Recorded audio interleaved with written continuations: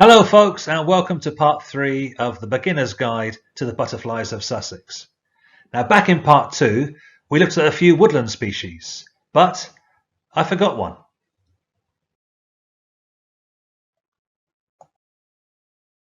Between late June and late July you'll find my Sussex Wildlife Trust colleagues staring high into the trees at our Woods Mill Nature Reserve in search of a big elusive butterfly. The Purple Emperor. The Purple Emperor is one of the biggest butterflies in Sussex. Its wingspan is about 8 centimetres wide, which is about, it's sort of from here to there. So that's 8 centimetres, and that is the wingspan of a Purple Emperor. And here is a female Purple Emperor. She's certainly big. She's bigger than the male, but she's not very purple. She has those wide dark wings with the white markings and 2 eye spots on the bottom there to deflect the attack from a bird or another predator. Now this is the male Purple Emperor. As you can see, he has that blue purple flash on his wing there. Now I'm hoping that if any of you are out in a woodland in the summer in Sussex and a large purple butterfly lands right in front of you, then you know that's a Purple Emperor, okay? A big purple butterfly in a woodland is a Purple Emperor. I'm sure some people are probably a bit confused as to why one of the wings is purple and the other wing is black. Well, the butterfly doesn't have different coloured wings, but it does have this iridescence across both wings, which will flash in the sunshine, depending on the angle of the wings. And if we watch Roger's video here, you'll see what I mean.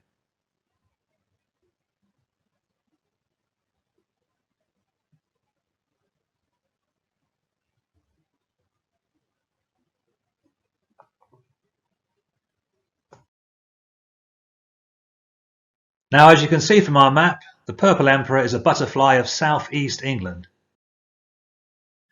Now, between the years 2010 and 2014, in that 5-year period, a lot of people headed out across Sussex to find out more about our butterflies to inform this fantastic book. Now, before we started the survey, I always thought Purple Emperors were very much restricted to the northwest of the county.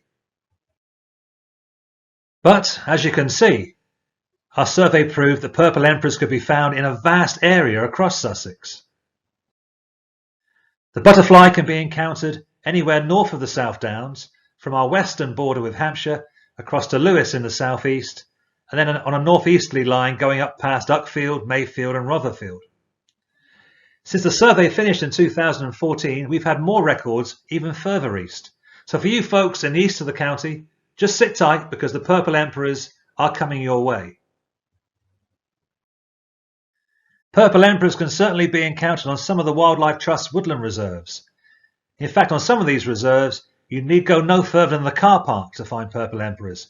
I've seen Purple Emperors at the car park at Eridge Rocks, at the car park next to the church at Ebenow, and certainly in the car park at Iping Common. But it's not only nature reserves where you find Purple Emperors, they really are found all over the place.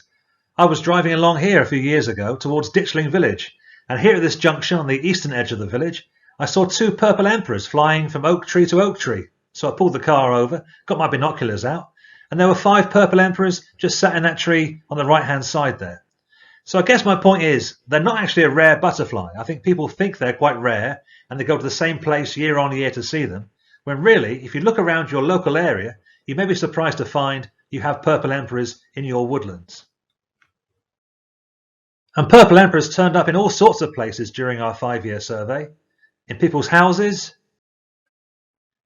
in cat litter trays, on dog poo bins, and for some strange reason on a socket set.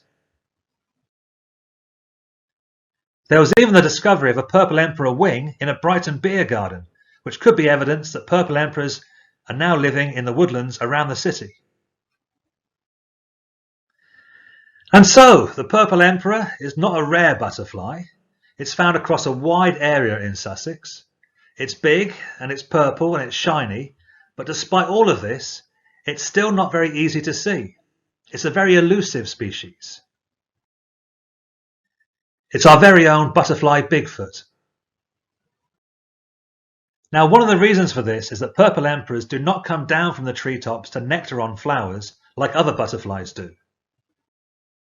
Instead, they get their sugar from the sap that leaks out of trees, or they lap up honeydew, which comes out of aphids' bums and gets spread across the leaves high up in the trees.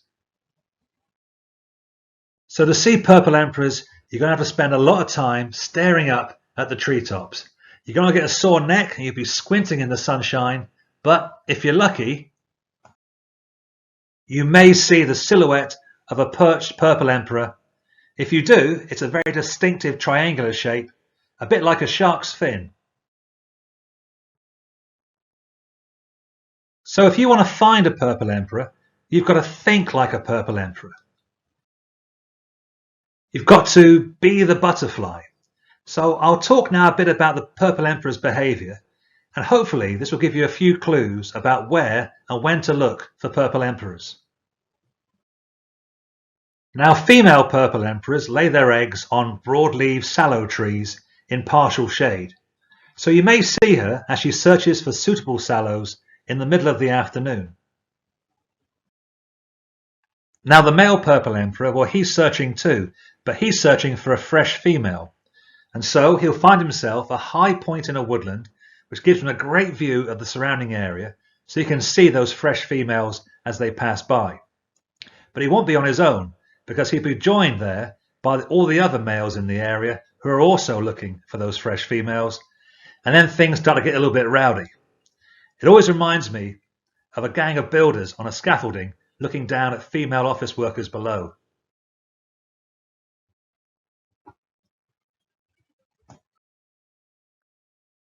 And so what you need to do is find yourself a woodland, a suitable woodland with some sallow trees on the edge, and try and work out where the male butterflies will be congregating.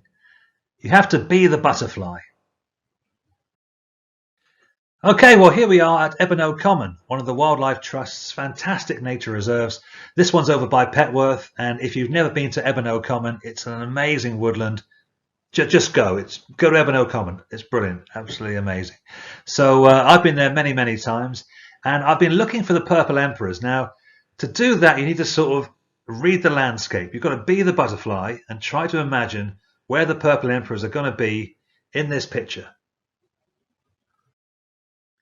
Now, over here on the left-hand side is a nice wide ride full of sallows, and this is the place where, if you're lucky, you'll see a female purple emperor as she glides through the sallows looking for somewhere to lay her eggs in the middle of the afternoon. Now those eggs will turn into caterpillars who will munch on those sallow leaves and pupate, and then the purple emperors will emerge. So if I was a male purple emperor, where would I want to be in this photo? So I reckon I'd be up there where the purple star is, at a high point in the woodland, which gives me a good view all along those sallows. And I went to Ebano and I sat here for an afternoon. It was a lovely warm sunny day with no wind, and lo and behold, up on top of those trees by the purple star is where I saw 2 or 3 purple emperors. So a few clues there on where to look in a woodland for purple emperors. So hopefully you could take these tips and go to your local woodland and have a look around, and don't forget to be the butterfly and imagine where you would sit if you were a purple emperor, and hopefully you'll find a few emperors of your own. Right, is there time for a few stories? Of course there is. There's always time for a few stories. Let me tell you about the time I saw my first purple emperor. Now, for a while, my friends have said they'd take me out and they'd show me where the purple emperors are, but where's the fun in that? Surely the fun is all about discovering and finding your own purple emperor. And I knew if I searched long enough, I'd see a purple emperor, I'd have my own purple emperor moment. And indeed, I was in West Sussex, I was out searching, and an amazing thing happened. A male and a female purple emperor came spiraling down from the treetops, and they landed right in front of me. Now, unfortunately, I was going at 45 miles an hour at the time, and I ran them both over. It was horrible. I saw a flash of purple, and these two butterflies were sucked under the car. I slammed the brakes on, put the hazard lights on, and I looked in the rear-view mirror. And I thought there'd be two angry purple emperors staring at me, but I could see that flattened on the road were these two butterflies. So I was horrified, of course. I got out of the car, put the hazard lights on, and I slowly started walking back to these two squashed butterflies. And amazingly, they both sort of righted themselves. They got up, and now these two black shark fins right in the centre of the road. And with a very powerful jump, they leapt up and were flying around again, back up in the treetops.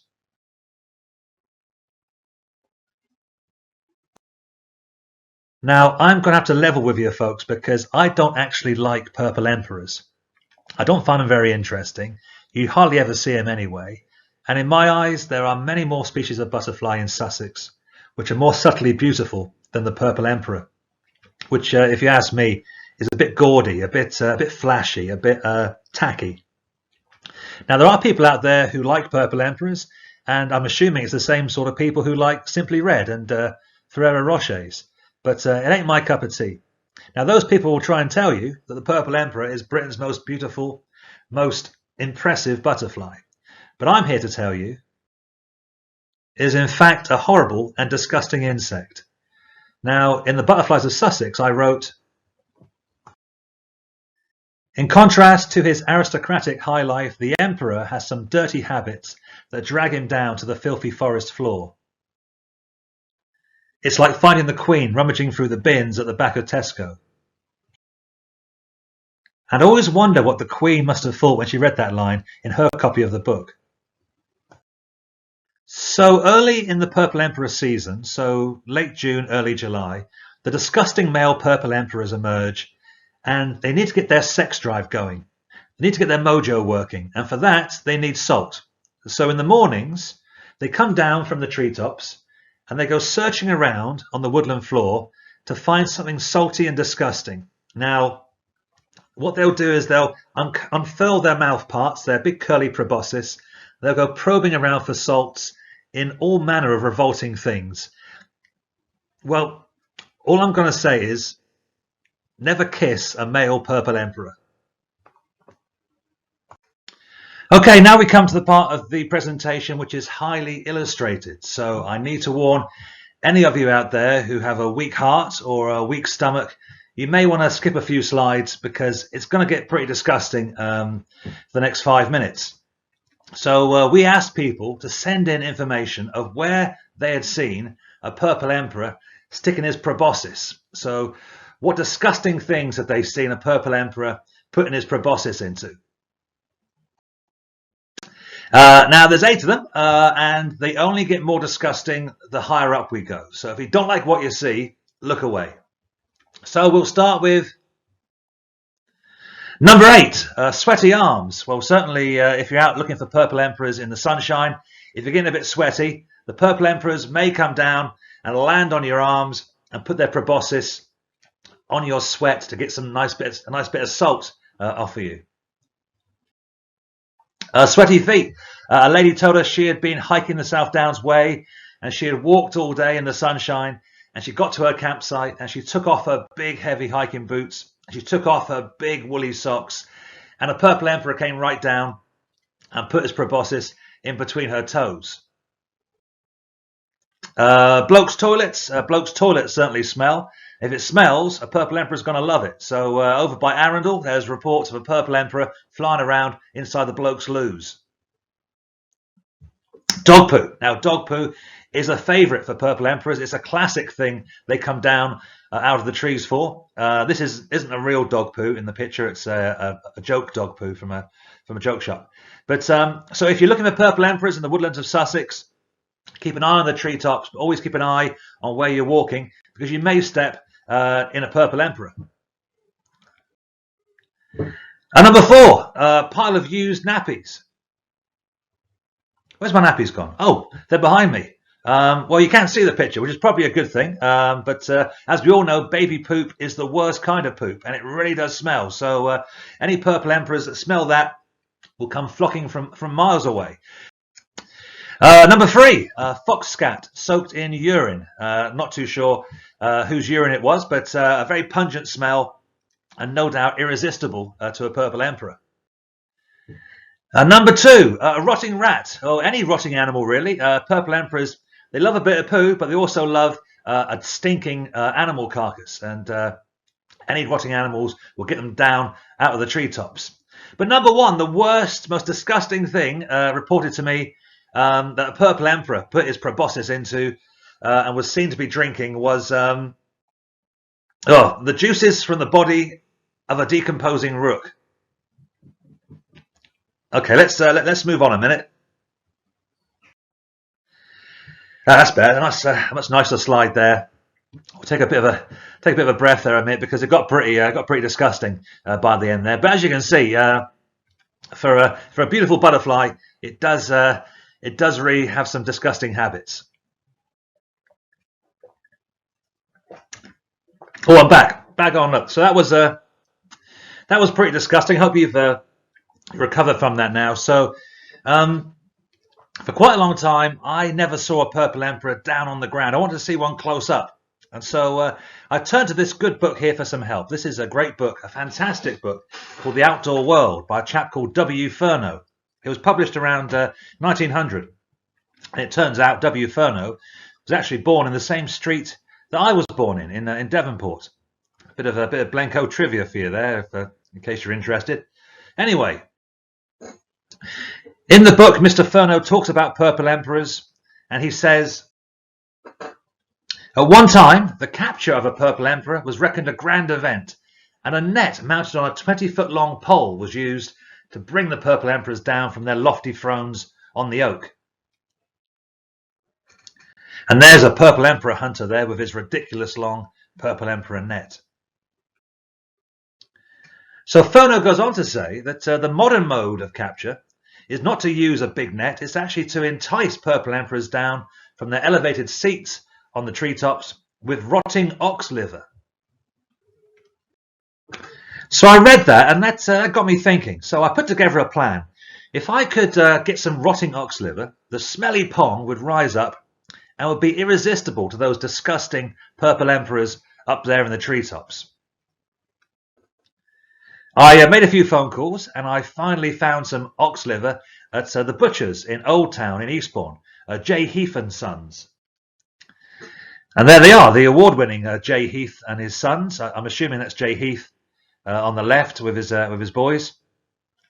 So I popped in to see him, and I said, I'm the chap who phoned about the ox liver. And they said, okay, how much do you want? Now, I'd never seen an ox liver before, so I said, I'll just take the whole thing. Well, the guy popped out, and he came back. I thought he had a duvet over his arms. It was a huge chunk of ox. So I didn't need all that. So I took a few slices, and I put them inside a carrier bag, inside another carrier bag, inside a metal biscuit tin, inside a bin liner, inside another bin liner, and I put them inside my shed for about 2 weeks to make sure they were nice and smelly. And then I drove across Sussex with the rotting meat in the car, all my windows wound down, and I found a nice, wide, sunny ride in a woodland in West Sussex where I knew there were purple emperors. And got my marigolds on. I got ready to remove the liver from the bags. I was taking no chances, of course. It was pretty smelly. I can still smell it now. It was really, really. I mean, I love liver. I love liver and onions. Don't get me wrong, but this was disgusting. Absolutely disgusting. And there it is. So there's. It's a shame we can't have some sort of smell-o-vision on this computer. Is there a button I can press to get the smell wafted across into your homes? Probably not. But you can imagine it's a disgusting smell. It's an ox liver that's been sat around for 2 weeks in the sun. Now that, of course, is going to be irresistible to those horrible purple emperors. And we waited for about 10 minutes, 15 minutes, and amazingly, a purple emperor came. It landed on top of that sallow tree there, and I thought, this is amazing, it's going to come down and land on the ox liver, but it flew off. I think the smell was just too disgusting for that purple emperor. So it didn't work, so it was back to the drawing board. Okay, so we've ascertained that the purple emperor is a horrible and disgusting butterfly, but of course it's much more than that. It's also horrible and really aggressive. Purple emperors are very territorial insects. They'll attack other purple emperors, of course. They'll attack any other butterfly. In fact, if a bird flies over, they'll attack that too. They've been known to attack sparrowhawks, great spotted woodpeckers, herring gulls, even grey herons. So I thought I'd turn the purple emperor's anger to my advantage. Now there's me on my wedding day, and if you look closely behind my eyes, you can see there's something going on. I'm having an idea. Now my plan was to float a fake purple emperor, a model of a purple emperor, up into the treetops on a helium balloon. Now the real purple emperor, he loves a scrap, so he'll come out fighting, and then I can lure him back down to the ground level. I can go fishing for purple emperors. So I spent most of my honeymoon making this prototype model. Now the first prototype, it was too heavy. It didn't work. I needed a better balloon. I needed a lighter purple emperor. So I made a few adjustments and my purple emperor was airborne. So I drove out again to an area in West Sussex where I knew there were purple emperors, and I found a woodland glade which had a nice bit of sky where I could float my purple balloon. So very carefully, I let the balloon go up. Okay, it's going a little bit higher. It was a bit tricky not to snag it on any trees and branches.